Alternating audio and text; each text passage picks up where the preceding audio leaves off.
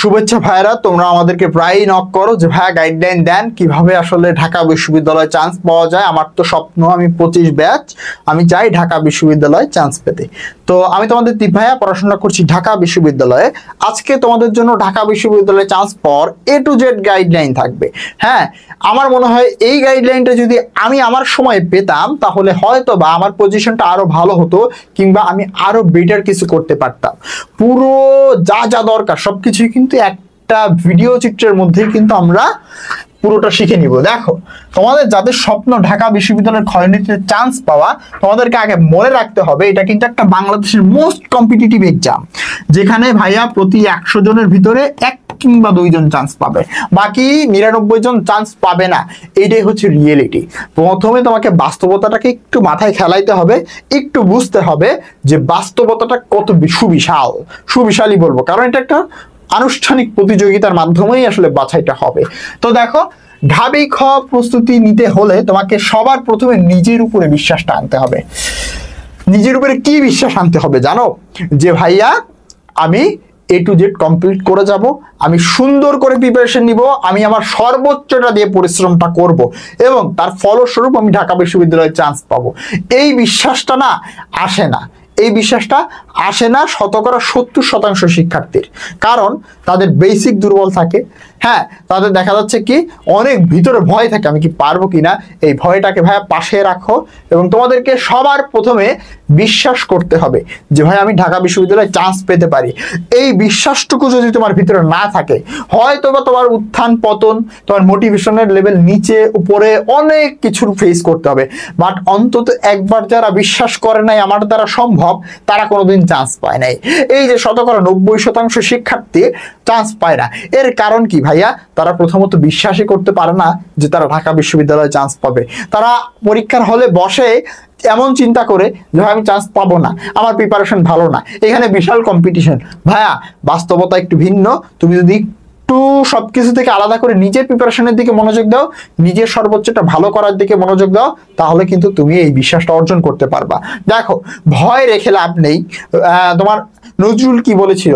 যার ভেতরে ভয় তার বাহিরে ভয়, তাই না? তাহলে কি ভেতরের ভয়টাকে দূর করে দাও এবং বিশ্বাস করতে হবে যে হ্যাঁ আমার দ্বারা সম্ভব, আমি পারবো। তাহলে প্রথম যে ধাপটা সেটা কিন্তু তোমার কমপ্লিট হবে। হ্যাঁ, যে না ভাই আমি বিশ্বাস করি যে আমি পারবো, তার কারণ কি ভাইয়ারা আমাকে যেই টপিকই দিক না কেন আমি পড়তে রাজি, আমি পরিশ্রম করতে রাজি। দ্বিতীয়ত কি, দূরদর্শী চিন্তা ভাবনা করতে হবে। দূরদর্শী মানে সুদূর চিন্তা ভাবনা। এই ব্যাপারটা অনেকভাবে আসলে খেলে। আমি তোমাকে একটু ব্যাপারটা বুঝাই কেমনে মাথার ভিতরে খেলে এটা। তো মনে করো তুমি যে কোনো একটা টপিক পড়তেছো ভাইয়া, যে কোনো একটা টপিক তুমি পড়তেছো, ফর এক্সাম্পল আমি ধরে নিলাম তোমরা সমাস পড়তেছো। তো এই টপিকটা যখন তুমি পড়বা, তোমার ব্রেইনে এমন একটা সিগন্যাল দিতে হবে যে ভাই আমি এখন এই টপিকটা পড়তেছি, এটা আমার ঢাকা বিশ্ববিদ্যালয়ের পরীক্ষার প্রশ্নটাতে আসবে এবং সেইখানে যাতে আমি পারফরমেন্স করতে পারি। তুমি যদি এইরকম সিগন্যাল তোমার ব্রেইনকে দিতে পারো, তাহলে কিন্তু তোমার ব্রেইন সেটাকে ওইভাবে অ্যাবজর্ব করবে বা ওইভাবেই প্রসেস করবে পড়াটাকে, যে না ও যেন ঢাকা বিশ্ববিদ্যালয়ে ভালো করতে পারে। আমরা অনেকে মনে করি কি যে আজকে আমি এটা টপিকটা পড়তেছি, এখন ইমিডিয়েটলি আমি টিচার আসতেছে আমি উত্তর করতে পারতেছি, এটা মানে শেষ। না না, ঢাকা বিশ্ববিদ্যালয়ের ব্যাপারটা ওইরকম না। ঢাকা বিশ্ববিদ্যালয়ের ব্যাপারটা হচ্ছে অনেক কিছু একসাথে পরীক্ষা দিতে হবে তোমাকে। তার কারণে তোমাকে লং টার্ম যাতে তুমি ওইটা মনে রাখতে পারো সেভাবে প্রসেস করেই পড়াশোনাটা করতে হবে, দূরদর্শী চিন্তা ভাবনা করতে হবে। আমরা অনেকে কি করি ভাইয়া, কোচিং এর পরীক্ষা দিয়ে মানে বিশাল একটা রেজাল্ট করে ফেলি অনেক সময়, তো ওইটা তো অনেক বেশি ফোকাস দিই না ভাইয়া। তোমার মিনিমাম একটা রেজাল্ট ওই কত 60 থেকে 62 পাইলে তুমি চান্স পাবে, এটা হচ্ছে বাস্তবতা। তোমার 100 পাওয়া লাগবে না। হ্যাঁ, যারা টপ করবো তারা তো আলাদা। তো যারা হচ্ছে 60 62 65 পাবা, তারা মোটামুটি একটা সাবজেক্ট কিন্তু পেয়ে যাবা। তো সেই ক্ষেত্রে তোমার দূরদর্শী চিন্তা ভাবনাটা কাজ করবে। সেই ক্ষেত্রে তুমি কোচিং এ কত নাম্বার পাইছিলা, কোন পরীক্ষায় কত কি করছিলা, কিচ্ছু হিসাবে আসবে না। তুমি গ্রামে থাকো, সেই হিসাব কিন্তু এইখানে হবে না। তুমি হচ্ছে ভাইয়া প্রচুর পরিমাণে তোমার বেসিক দুর্বল, বাট তুমি টপিক খুব সুন্দর করে গুছায় মোটামুটি একটা বেসিক নিয়ে বুঝতে পারছো প্যাটার্নটা, হ্যাঁ প্যাটার্ন বুঝে নিয়ে বসছো, তাইলেও তোমার জন্য খুব বেশি একটা প্যারা হবে না। হ্যাঁ ভাইয়া তোমার অনেক ভয়, সব ভয়টাকে দূর করে দিয়ে তুমি মোটামুটি পড়ছো, তাইলে তোমার প্যারা হবে না। এই দূরদর্শী চিন্তা ভাবনাটা তোমার আসলে লাগবে। মানে তুমি যে কাজটা করতেছো, যেই পড়াটা পড়তেছো, সেইটার মূল লক্ষ্য হবে ঢাকা বিশ্ববিদ্যালয়ের এক্সাম হলে পারফর্মটা করা। তোমার মাথায় এই সিগন্যালটা দিবা, ভাই আমি পড়তেছি, যা আমার এক্সাম হলে আসলে আমি পারবো। এই বিষয়টা, এই বিশ্বাসটা তোমার একটু দরকার। এইটা একটা গুরুত্বপূর্ণ পয়েন্ট। এরপরে আসি ভাই ম্যাটেরিয়াল। ম্যাটেরিয়াল মানে বইপত্র আর কি, বইপত্র কেমনে কি পড়বো। তো দেখো বইপত্র অনেক আছে, হ্যাঁ বাংলার ক্ষেত্রে কত 4-5টা বই আছে বাজারে সবচেয়ে ফেমাস। ইংরেজির ক্ষেত্রে ওরকম অনেকগুলো বই আছে, জেনারেল নলেজের 8-9টা বই আছে।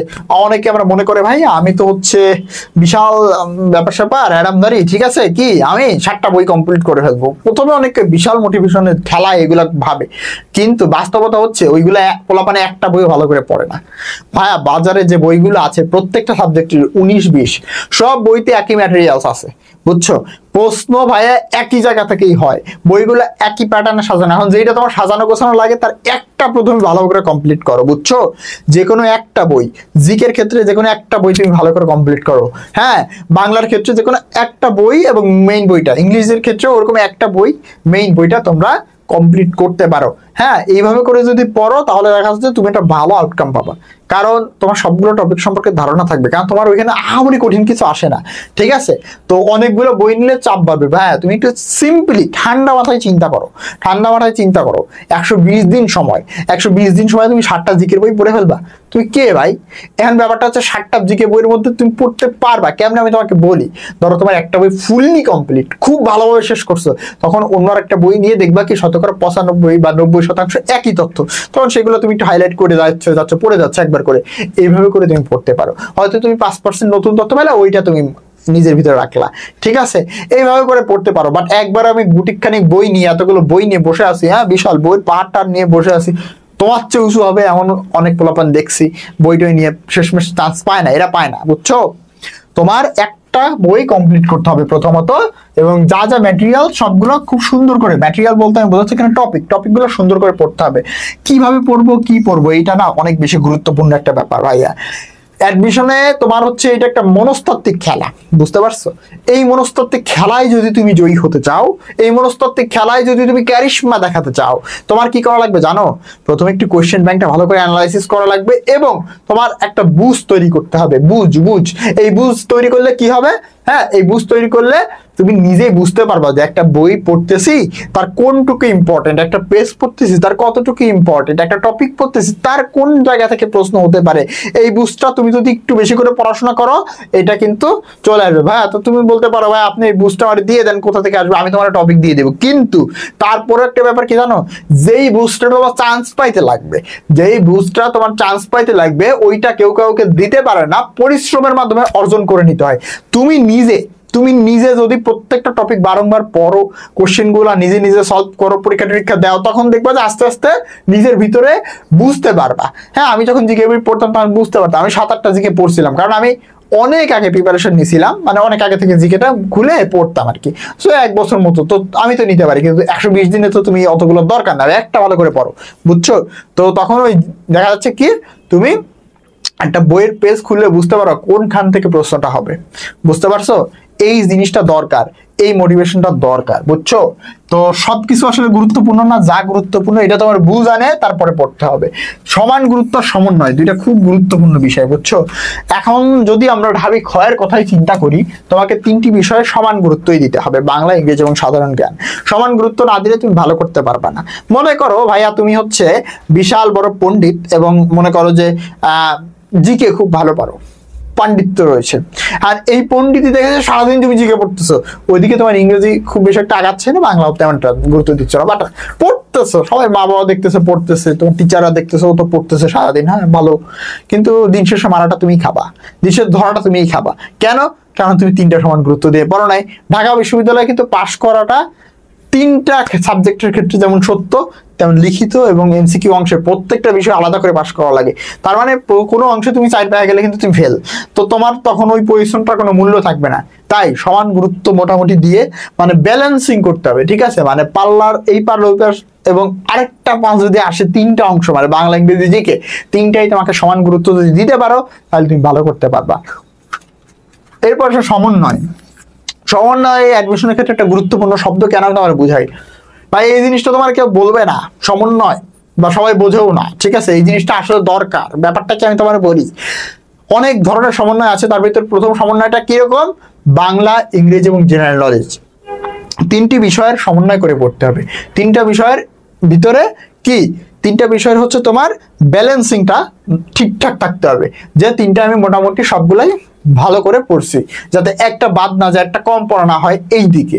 দ্বিতীয়ত যদি আমি সাবজেক্ট হিসাবে আনি, বা তার আগে যদি আমি লিখিত আর এমসিকিউ অংশটাকে আনি, এই দুইটার মধ্যে ব্যালেন্সিং করা লাগবে। যে কিরকম ভাইয়া, লিখিত অংশের প্রিপারেশনটাও আমার যেমন স্ট্রং লাগবে, এমসিকিউ অংশের জন্য আমার স্ট্রং লাগবে, কারণ এই দুই অংশ কিন্তু আলাদা রেজাল্ট, মানে আলাদা করে পাস। তারপরে আমি একটা সাবজেক্ট আনলাম বাংলা, সেখানে কিন্তু তোমার 3 অংশে ব্যালেন্সিং করা লাগবে। কেমন?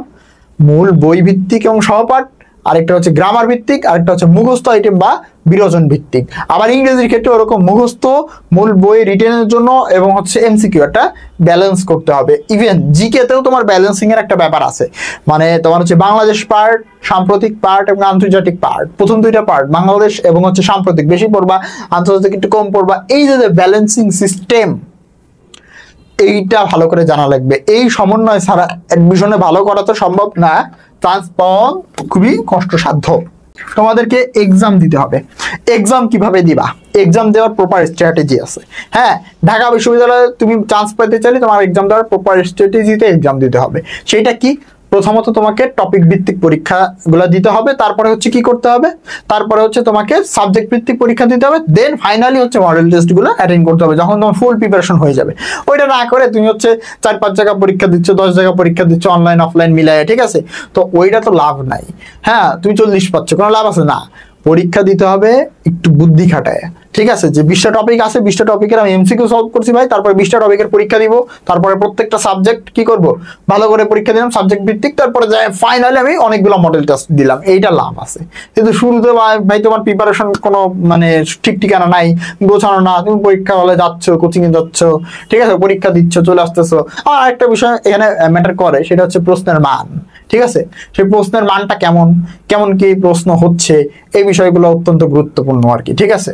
তো বুঝতেই পারতেছো যে প্রশ্নের মানটা আসলে নির্ধারণ করা হয় কিভাবে ঢাকা বিশ্ববিদ্যালয়ে, অনেক স্মার্ট ওয়েতে। হ্যাঁ, বাস্তবমুখী প্রশ্ন করা হয়, ঠিক আছে, মূল বই মুখী প্রশ্ন করা হয়। তো ওই রকম প্রশ্নেই যাতে তোমার পরীক্ষা দেওয়া লাগে, সাল তারিখ মুখস্থ করে ওই রকম প্রশ্ন পরীক্ষা দিয়ে লাভ নাই, ভালো প্রশ্নে পরীক্ষা দিতে হবে। তো এটা ছিল এক্সাম স্ট্র্যাটেজি। দেন ফাইনালি আমাদেরকে রিভিশন ম্যাটেরিয়ালস প্রস্তুত করতে হবে। তখন ব্যাপারটা কি ভাই, রিভিশন ম্যাটেরিয়ালস বলতে তোমার হচ্ছে কি বোঝাচ্ছেন? তো ব্যাপারটা হচ্ছে যে আমাদেরকে কি নোট করে করে পড়তে হবে ভাই? ওরকম না। এবার 120 দিনের পরীক্ষায় এত টপিক, আর তার উপরে যদি নোট করতে যাও তাহলে তুমি মরার উপর খাড়ার গা, বুঝছো? অত নোট তো করা যাবে না। তখন তোমার মাথায় কি থাকবে জানো? যে ভাই এত নোট কখন পড়বো? তোমাকে যেখান থেকে যেটা পড়বা তোমার মাথায় একটা সেট আপ করে ফেলতে হবে, একটা সফটওয়্যার ডেভেলপমেন্টের মতো করে ফেলতে হবে। যারা এক সফটওয়্যার আছে তোমার মাথায়, ওইটা কখন তুমি ওপেন করবা? যখন হচ্ছে কি দেখো তোমার হচ্ছে পরীক্ষার আগে 2-3 দিন সময় আছে, মনে করো পরীক্ষার আগে আর তোমার সময় আছে 2 থেকে 3 দিন, তখন তোমার পুরো সিলেবাসটা একবার রিভিশন করে যাইতে হবে। এটা দেওয়া যায়, আমি দিয়েছিলাম। কিভাবে? তুমি যেখান থেকে যতটুকু পড়ছো মেইন টপিকগুলো একটু লিখে রাখবা, ওই টপিকগুলো জাস্ট একবার চোখ বুলায় যাবে। এটা তোমার পরীক্ষার হলে কনফিডেন্স দিবে, এইটা তোমার পরীক্ষার হলে খুবই কনফিডেন্স প্রোভাইড করবে, এবং পাশাপাশি দেখা যাচ্ছে পরীক্ষার হলে তোমার এমন একটা আত্মবিশ্বাস দিবে যে ভাই আমি তো সব পড়ে আসছি, আমার যা ছিল করার করে আসছি, তো দেখবা যে পরীক্ষাটা ভালো হবে। তোমার নিজের উপর একটা তুমি পজিটিভ বিশ্বাসটা পাবা। তো এই সব কিছু যদি মিলাইতে পারো, সবকিছু যদি মনে রাখতে পারো, সবকিছু যদি করতে পারো, দিন শেষে তুমি স্বপ্নের যে ঢাকা বিশ্ববিদ্যালয় সেখানে আসলে চান্স পেতে পারো এবং খুব ভালো একটা ফলাফল করতে পারো বলে আমি বিশ্বাস করি। তো এছাড়াও আরেকটা গুরুত্বপূর্ণ বিষয়, আমাদের কিন্তু টার্গেট ডিউ বি ইউনিট প্রাইভেট প্রোগ্রাম 2.0 এটি কিন্তু অলরেডি এনরোল শুরু হয়ে গিয়েছে। যারা তোমরা যারা আমাদের সাথে প্রিপারেশন নিতে চাও, হ্যাঁ, আমাদের মেন্টরশিপে থাকতে চাও, প্লাস দেখা যাচ্ছে আমরা যে তোমাদেরকে বেসিক থেকে শুরু করে পুরো প্রপার স্ট্র্যাটেজিটা ঠিকঠাক রেখে যে তোমাদের প্রিপারেশনটা প্রোভাইড করব এমসিকিউ এবং রিটেন একসাথে, ওইটা যদি তোমরা আসলে অফারটা নিতে চাও তাহলে অবশ্যই কি করবে, আমাদের স্বপ্নদাবি ফেসবুক পেজে মেসেজ করে ফেলবে।